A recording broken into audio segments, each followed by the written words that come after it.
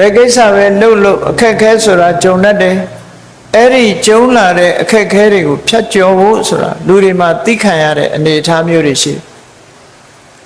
ဘာတွေကိုသိခံရတာတုံးလို့ဆိုရင်ရာသီဥတုဒဏ်ကိုသိခံရတယ်ကိုယ်နဲ့ဆက်ဆံတဲ့ပုဂ္ဂိုလ်တွေရဲ့အပြောအဆိုကိုလည်းသိခံရတယ်နော်ယောဂဝေဒနာဖြစ်ပေါ်လာလို့ရှိရင်လည်းယောဂဝေဒနာကိုသိခံအဲ့ဒီသိခံမှုဆိုတဲ့မျိုးစုံအောင်သိခံအခက်အခဲတွေမှန်သမျှတွန်းလှန်နိုင်ဖို့အတွက်သိခံခြင်းဆိုတာအရေးကြီးတယ်များသောအားဖြင့်သိခံတယ်ဆိုတာလူတွေကတစ်ဖက်သားကကိုယ်စော်ကားတာကိုငုံခန္ဓာကိုပဲသိခံတယ်လို့ထင်တာတကယ်ကတော့သိခံမှုဆိုဒီမှာစိတ်နှလုံးမတုန်လှုပ်ပဲနဲ့ပဂတိအနေအထားမပြတ်အောင်ကိုယ်စိတ်ကိုထိန်းချုပ်နိုင်တဲ့စွမ်းရည်တတ္တိတစ်မျိုးကိုသိခံတယ်လို့ခေါ်တာ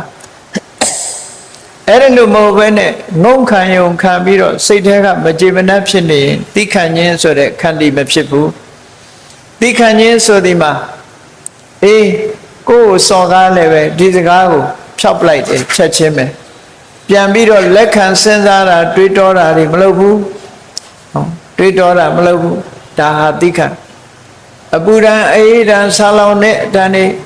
ခက်ခဲပင်ပန်းမှုတွေအကုန်သိခံလေ့ကျင့်တဲ့အချိန်မှာဆိုရင်အားလုံးဟာအခက်ခဲတွေနဲ့ကြုံတွေ့သမျှသိခံကြရတာပြောဆိုဆုံးမတဲ့စကားသံတွေရိုင်းရိုင်းပြပြပြောတာပဲဖြစ်ဖြစ်ရင်ကြီးကြီးပြောတာပဲဖြစ်ဖြစ်ကိုမကြိုက်တဲ့အပြောတွေခံရလို့ရှိရင်လည်းသိခံနိုင်စွမ်းရှိရမယ်ခန္ဓာကိုယ်ပေါ်မှာကြာရောက်လာတဲ့နော်ခေါင်းကိုက်ခြင်းဝမ်းဗိုက်နာခြင်းစတဲ့ခန္ဓာကိုယ်ပေါ်မှာဖြစ်ပေါ်လာတဲ့ယောဂဝေဒနာတွေကိုလည်းသိခံနိုင်စွမ်းရှိရမယ်အဲ့ဒီခံနိုင်မရှိဘူးဆိုတဲ့ပုဂ္ဂိုလ်တွေဟာထူးချွန်တဲ့ပုဂ္ဂိုလ်မဖြစ်နိုင်ဘူးတဲ့ဘယ်ကိစ္စမှာဖြစ်ဖြစ်ခံနိုင်ရှိရမြတ်စွာဘုရားတရားတော်တွေအဆုံးအမတွေဟာလက်တွေ့ဘဝမှာတကယ်အကောင်အထည်ပေါ်ပြီးတော့ဖြတ်သန်းရတဲ့နေရာမှာစွမ်းရည်တတ္တိတွေရဖို့အတွက်မြတ်စွာဘုရားဘဝနဲ့ဆက်ဟပ်ပြီးတော့ရှင်းပြောတာဖြစ်တယ်ပေါ့အေးထူးချွန်သူဖြစ်ဖို့ရာအတွက်သိခံခြင်းဇွဲကောင်းခြင်းဆိုတဲ့အခြေအနေဟာအရေးကြီးဆုံးပဲဒီလိုဆိုလို့သိခံရမယ်ဇွဲလုံးလဆိုဒီမှာpersevere တို့ perseverance တို့ခေါ်တဲ့ဇွဲဆိုဒီမှာဆွဲမြဲမြဲပြုလုပ်တာကိုဆိုလို့ကိစ္စတစ်ခုဟာအလွယ်တကူနဲ့အောင်မြင်တာမဟုတ်ဘူးအောင်မြင်မှုအတွက်